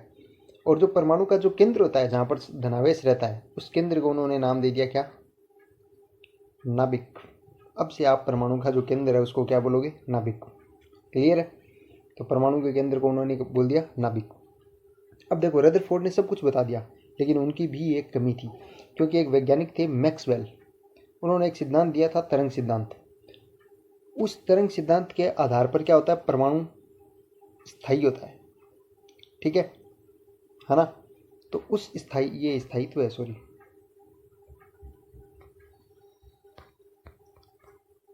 स्थायित्व मिस प्रिंट हो गया है, ठीक है।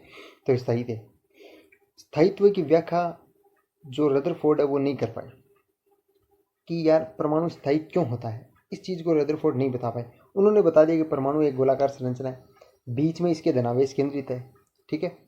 और इसके अंदर क्या होते हैं? इलेक्ट्रॉन चक्कर लगाते रहते हैं, वो वितरित होते हैं, डिस्ट्रीब्यूटेड होते हैं, है ना। तो इलेक्ट्रॉन अगर मूवमेंट करेंगे, गति करेंगे, तो एक बात सोचिए, इनकी एनर्जी क्या होगी? कम होगी, है ना। और इलेक्ट्रॉन की अगर एनर्जी कम हो जाएगी तो वो देखो, पहले तो दूर दूर मूवमेंट कर रहे थे, फिर वो नाभिक के नज़दीक आते रहेंगे, क्योंकि अगर एनर्जी लॉस होगी तो वो ज़्यादा दूरी नहीं तय कर पाएंगे, वो दूरी क्या तय करेंगे? कम। और इस वजह से उनकी एनर्जी लॉस होते होते और लास्ट में कहाँ जाएंगे? नाभिक में गिर जाएंगे। नाभिक में गिर जाएंगे तो परमाणु क्या बचेगा? नहीं। नाभिक में प्रोटॉन है, पॉजिटिव चार्ज, और यहाँ पर इलेक्ट्रॉन है।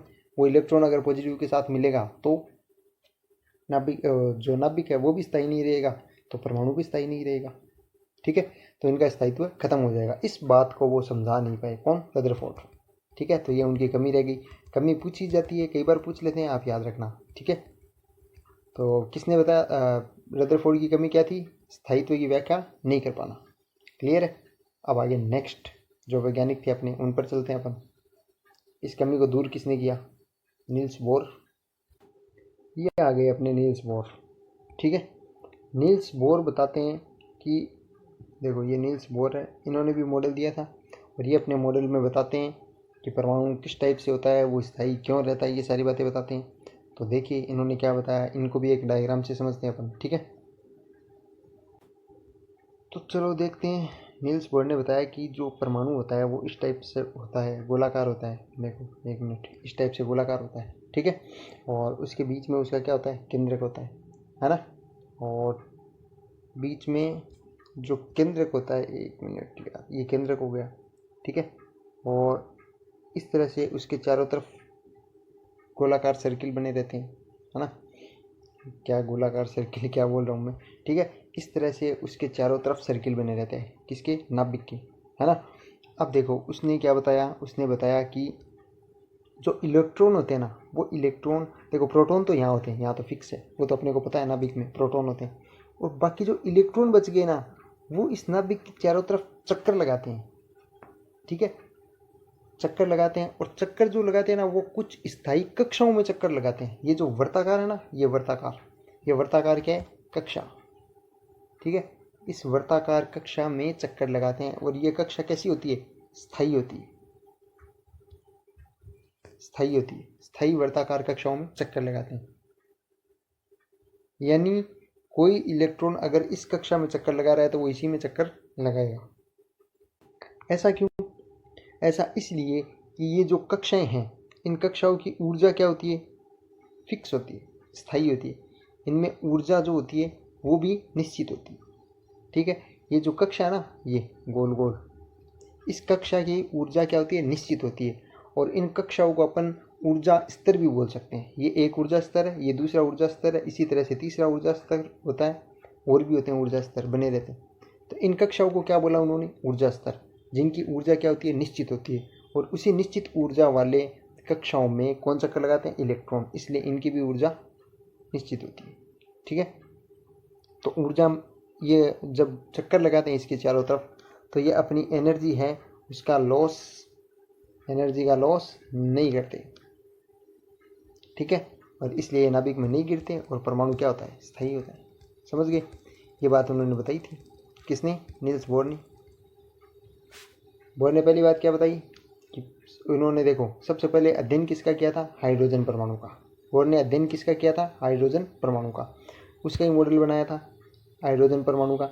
और उन्होंने क्या बताया? बोर ने बताया कि परमाणु जो होता है ना, उसका संपूर्ण धनावेश उसके नाभिक में केंद्रित रहता है। ये बात रदरफोर्ड ने भी बता दी थी।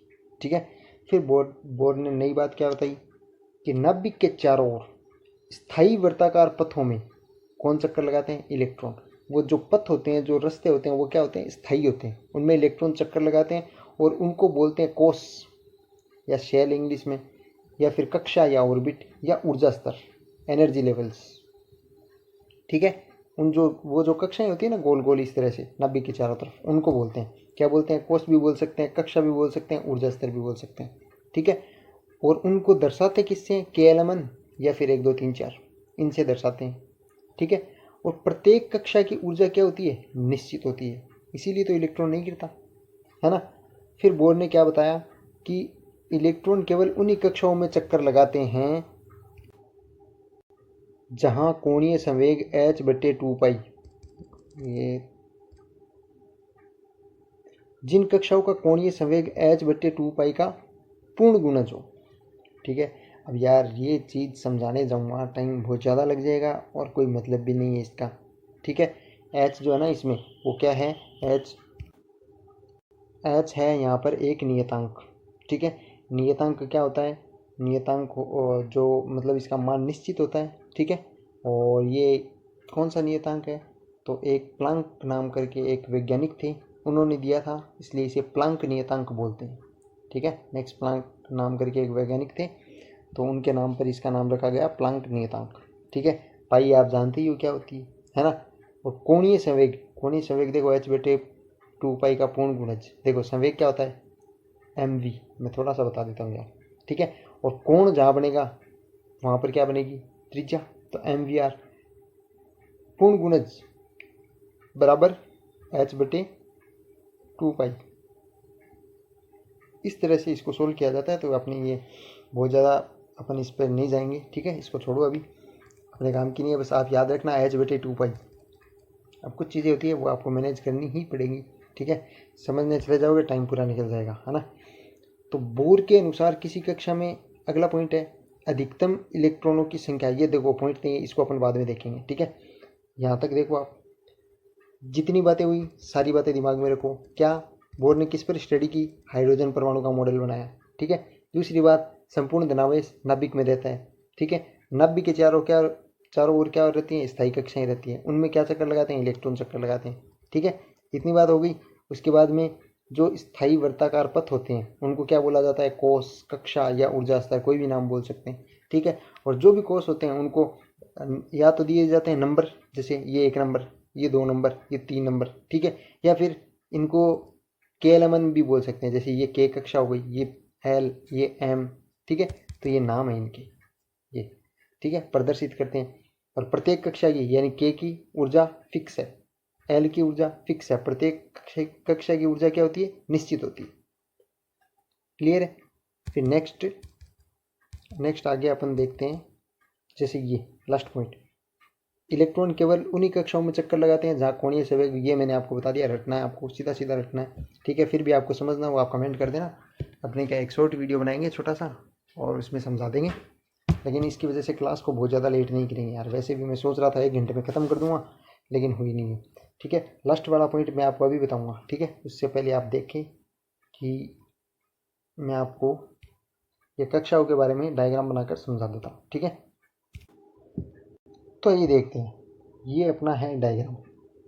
ठीक है, देखो यहाँ पर ये जो बीच में है, ये बीच में ये क्या है? नाभिक। क्या है ये? नाभिक। मैं नाम लिख देता हूँ, नाभिक। या न्यूक्लियस, ठीक है। और इसके चारों ओर जो पहली कक्षा है उसको अपन क्या बोल देंगे, के, दूसरी को एल, तीसरी को एम और चौथी को एन, ये नाम दे दिया। या फिर इनको एक नाम और दे सकते हैं, 1 2 3 नंबरिंग और दे सकते हैं, 4 नंबर की कक्षा। तो के कक्षा है वो कितने नंबर की कक्षा है, 1 नंबर की। एल कितने नंबर की है, ये एल 2 नंबर की, समझ गए। एम 3 नंबर की, ये एन 4 नंबर की, ये 4 कक्षाएं हैं। क्लियर है। बीच में है अपना नाभिक। ये इस टाइप से परमाणु की संरचना होती है और ये बात किसने बताई, नील्स बोर ने, ठीक है। और ये जो कक्षाएं होती है, के कक्षा है, इसकी ऊर्जा निश्चित होती है, एल की ऊर्जा निश्चित होती है, एम की निश्चित होती है, एन की निश्चित होती है। और जिस इलेक्ट्रॉन के पास इतनी ऊर्जा है के जितनी, वो के में चक्कर लगाएगा। जिसके पास एल जितनी ऊर्जा है वो एल में चक्कर लगाएगा। जिसके पास एम जितनी ऊर्जा है वो एम में चक्कर लगाएगा, समझ गए। जिसके पास जितनी ऊर्जा है वो उसी कक्षा में चक्कर लगाएगा, ठीक है। और उनकी एनर्जी का लॉस नहीं होगा, ठीक है। यहाँ पर कई फैक्टर आते हैं तो अपन उन सब पे बहुत ज़्यादा नहीं जाएंगे, तो ये नील्स बोर ने बता दिया, ठीक है। वैसे तो इसमें बहुत सारी चीज़ें आती हैं, अपन इस पर इन सब चीज़ों पर क्या जाएं अपन, ठीक है। जो काम किए उनको ही देखते हैं। ऐसे तो ये भी होता है कि जैसे बाहर वाली कक्षा में कोई इलेक्ट्रॉन चक्कर लगा रहा है, अगर उसको अंदर वाली कक्षा में आना है तो वो क्या करेगा, अपनी एनर्जी को मुक्त करेगा, ठीक है, या लॉस करेगा या रिलीज कर देगा। एनर्जी को रिलीज करने के बाद में जब उसमें एनर्जी कम हो जाएगी तब वो इसमें आएगा। अगर इस नीचे वाले में कोई चक्कर लगा रहा है, इसको बाहर जाना है, तो वो एनर्जी गेन करेगा, अपनी एनर्जी को इंक्रीज करके बाहर जाएगा, समझ गए। तो ऐसा भी कॉन्सेप्ट होता है इसमें।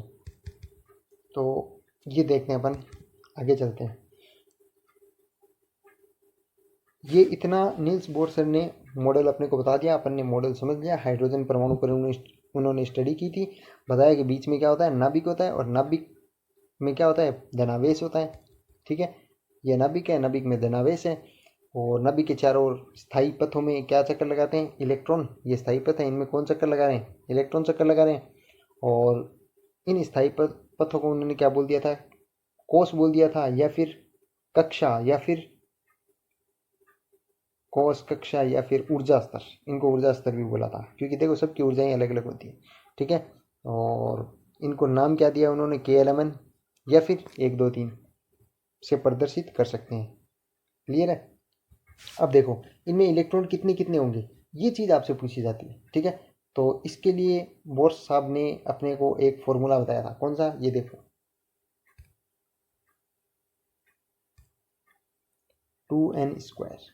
किसी कक्षा में इलेक्ट्रॉनों की मैक्सिमम संख्या कितनी हो सकती है, 2n²। ये चीज़ आप याद रखना, ठीक है। ये पूछा जाता है एग्जाम में, है ना। ये इतनी चीज़ें है ना, ये शायद ना भी पूछी जाए, लेकिन ये फैक्ट उठा के पूछ लेते हैं कि बोर के अनुसार किसी कक्षा में अधिकतम इलेक्ट्रॉनों की संख्या, और मैं ये नहीं कैसे ही बोल रहा हूँ, पूछा हुआ भी है। अधिकतम इलेक्ट्रॉन कितने होते हैं, 2n²। कैसे होते हैं वो भी अपन समझा देंगे, ठीक है। देखो आगे, ये देखो मैंने एक टेबल बनाई है। अब इसमें मैंने कक्षा के नाम लिख दिए, KL, है ना, MN, ये नाम लिख दिए। और एन क्या होती है, कक्षाओं की संख्या। तो के कक्षा पहली, दूसरी कक्षा, तीसरी कक्षा, चौथी कक्षा, 4 कक्षाएं, है ना। तो कक्षाओं की संख्या को किससे प्रदर्शित करते हैं अपन, n से, ठीक है। अब देखो अधिकतम इलेक्ट्रॉन क्या होते हैं, 2n²। कैसे होते हैं, देखो 2 तो सब में रखना ही है, 2 2 2, है ना। और n की जगह पर क्या रखना है, जिस कक्षा के आपको इलेक्ट्रॉन पता करना है उसी कक्षा को रखेंगे अपन, समझ गए। उसी कक्षा की संख्या को रख देंगे। जैसे अपन को के इलेक्ट्रॉन पता करना है, तो के की संख्या कितनी है, 1। तो n की जगह पर रख दिया 1, 1 का स्क्वायर कर दिया। n का स्क्वायर है, सिर्फ 2 का स्क्वायर नहीं है, इसलिए 1 का स्क्वायर कर दिया, ठीक है। 1 का स्क्वायर कितना होता है, 1। तो 1 का स्क्वायर 1, और 1 को 2 से गुणा करेंगे कितना आ जाएगा, 2, ठीक है। दूसरा और बता देता हूँ, बाकी आप खुद करोगे। के कितने नंबर की है, 2 नंबर की, है ना। तो 2 तो अपने को रखनी है, 2n² वाला 2, ठीक है। और n का मान कितना आ गया, 2। 2 को रख दिया, उसका स्क्वायर कर दिया। 2 का स्क्वायर कितना होता है, 4। 4 को 2 से गुना कर दिया, आ गया कितना, 8। ये आपका हो गया। ऐसे ही आप बाकी में देख लेना। तो किसी भी कोष में मैक्सिमम इलेक्ट्रॉन कितने हो सकते हैं, 2n², ठीक है। ये आपका हो गया परमाणु का पूरा टॉपिक। ये नहीं, तो फ्रेंड्स अब अपन देखेंगे परमाणु की या एटम की जनरल स्ट्रक्चर। यानी सारे वैज्ञानिकों के मॉडल्स के बाद में लास्ट में कंक्लूजन क्या निकलता है कि परमाणु किस टाइप का होगा या किस टाइप का होता है। प्रेजेंट में हम परमाणु की स्ट्रक्चर किस टाइप से पढ़ते हैं, ठीक है, तो वो अपन देखेंगे। तो अपन आपके सामने एक डायग्राम होगा, डायग्राम में आप देख रहे होंगे कि एक सर्किल है, ठीक है, ये सर्किल, और जो सर्किल है, सर्किल का जो मिडिल में जो सेंटर में जो पार्ट है उस पार्ट को अपन क्या बोलते हैं, जैसे रदरफोर्ड सर ने बताया था, नाभिक, ठीक है। और उसमें क्या होते हैं, प्रोटॉन और न्यूट्रॉन, ठीक है। और इसके चारों तरफ अगर अपन देखें तो आपको दिखाई देगी परमाणु की कक्षा या कोष, ठीक है। इसके अगर अपन चारों तरफ देखें तो आपको परमाणु की कक्षा या कोष दिखाई देगा, ठीक है, ये जो गोल गोल है। और इस कोष में चक्कर कौन लगाता है, इस तरह से इलेक्ट्रॉन। इस कोष में कौन चक्कर लगाते हैं, इलेक्ट्रॉन, ओके। और ये आपके सामने है परमाणु की रेडियस या त्रिज्या, ठीक है। तो ये चीज़ें हो गई हैं आपके सामने, परमाणु की एक स्ट्रक्चर आ गई। स्ट्रक्चर में अपन देखते हैं कि परमाणु एक जो अपन जो सर्किल है उसके समान संरचना मानते हैं, जिसके बीच में या सेंटर में क्या पाया जाता है, उसका नाभिक, ठीक है। और नाभिक में क्या पाए जाते हैं, प्रोटॉन और न्यूट्रॉन, ठीक है। और जो नाभिक है उसके चारों ओर एक सर्किल लाइक स्ट्रक्चर आपको दिखाई दे रही होगी, वो परमाणु की कक्षा या कोष, और ये परमाणु की हो गई त्रिज्या, ठीक है। तो ये हो गई परमाणु की संरचना। अब आप इसमें ये मत देखना कि इसकी कक्षा एक ही होती है, हर परमाणु की कक्षा एक ही नहीं होती है, किसी की ज़्यादा होती है, किसी की कम होती है, ठीक है। वो डिपेंड करता है उसमें इलेक्ट्रॉन कितने हैं, उसमें प्रोटॉन कितने हैं, वो जो आवर्त सारणी है, पीरियोडिक टेबल है, उसमें उसका नंबर क्या है, किस सीक्वेंस पर आता है ना, उसमें अरेंज कर रखा है सारा का सारा। तो अलग अलग परमाणु होते हैं, उनमें कक्षाएं अलग अलग होती है, किसी में 2 कोष होते हैं, किसी में 1 होता है, किसी में 3 होते हैं, ठीक है। तो वो इस टाइप से। अब आप समझ गए होंगे परमाणु की स्ट्रक्चर किस टाइप की है। और अब अपन देखते हैं परमाणु के बारे में जो सामान्य संरचना, उसमें से आपसे एग्ज़ाम में और क्या क्या फैक्ट हैं वो पूछे जा सकते हैं, ओके। तो 1 मिनट, ये कोष हो गया और ये त्रिज्या हो गई, ओके। अब देखते हैं परमाणु में संरचना में एक क्या है, नाभिक, ओके। और नाभिक में क्या पाए जाते हैं, प्रोटॉन और न्यूट्रॉन। और नाभिक है, नाभिक का जो आकार है उसकी साइज है वो कितनी होती है, 10⁻⁻15 मीटर, ओके। अब आपको ये याद रखना है, 10⁻⁻15 मीटर, ये फैक्ट पूछा जाता है, ओके। तो ये होगी नाभिक की जो आकार है नाभिक का वो। और नाभिक होता कैसा है, धनावेशित, ओके। क्यों होता है आपको बताइए, क्योंकि उसमें प्रोटॉन पाया जाता है, प्रोटॉन मीन्स पॉजिटिव, है ना। और खोज किसने की, पॉजिटिव फील कौन करता है, महिलाएं, कब, जब वो गोल्ड पहनते हैं, है ना। जब वो गोल्ड पहनती हैं तो कैसा फील करती हैं, पॉजिटिव, यानी गोल्डस्टीन ने प्रोटॉन की खोज की थी, ओके। न्यूट्रॉन की किसने की थी, जेम्स चैडविक, ओके। और इलेक्ट्रॉन की रदरफोर्ड, आप ये याद रखना, सॉरी रदरफोर्ड नहीं, जे थॉमसन, ओके। इलेक्ट्रॉन की खोज जे थॉमसन ने की, प्रोटॉन की गोल्डस्टीन और न्यूट्रॉन की जेम्स चैडविक।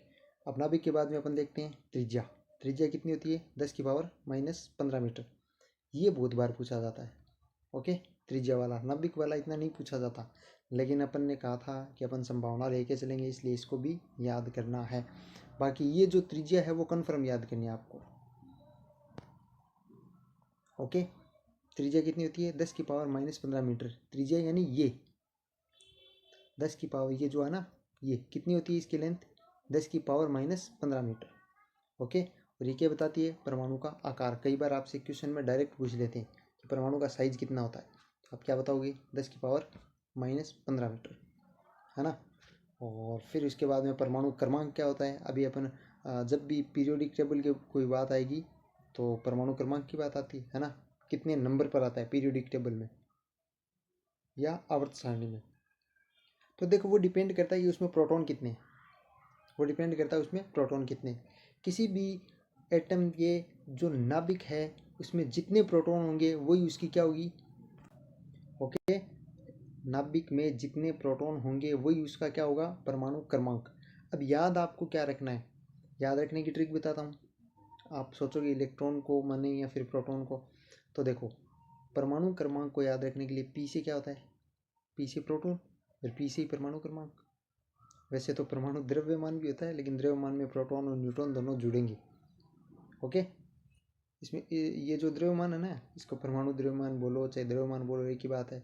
ये परमाणु क्रमांक हो गया, इसको जेड से लिखते हैं, द्रव्यमान को ए से लिखते हैं। प्रोटॉन और न्यूट्रॉनों की संख्या को टोटल कर दोगे, द्रव्यमान आ जाएगा। और अकेले प्रोटॉन की संख्या क्या बताती है, अकेले प्रोटॉन की संख्या से क्या पता चलता है, परमाणु क्रमांक। यानी अगर किसी के नाभिक में 2 प्रोटॉन है तो आवर्त सारणी में वो कितने नंबर पर आएगा, 2 नंबर पे। किसी में 3 प्रोटॉन है तो 3 नंबर पे। ओके, ये हो गया आपका परमाणु क्रमांक। और द्रव्यमान कितना होगा, अगर 2 प्रोटॉन है 2 न्यूट्रॉन है, द्रव्यमान कितना हो गया, 4। 2 प्रोटॉन है 3 न्यूट्रॉन है, द्रव्यमान कितना हो गया, 5। ठीक है, तो ये हो गया आपका परमाणु कंप्लीट। ओके, और अब मैं थोड़ी सी आपको एडिशनल इन्फॉर्मेशन दे देता हूँ। जैसे कि कोई भी जो परमाणु होता है उसमें जनरली इलेक्ट्रॉन और प्रोटॉन क्या होते हैं, बराबर होते हैं। इनमें आवेश भी बराबर होता है। यानी एक उदासीन परमाणु की अगर अपन बात करें तो उसमें जितने इलेक्ट्रॉन होंगे उतने ही प्रोटॉन होंगे। ओके, न्यूट्रॉनों की संख्या चेंज हो सकती है। ओके, तो जितने प्रोटॉन उतने ही इलेक्ट्रॉन, तो वो क्या हो जाएगा, उदासीन परमाणु।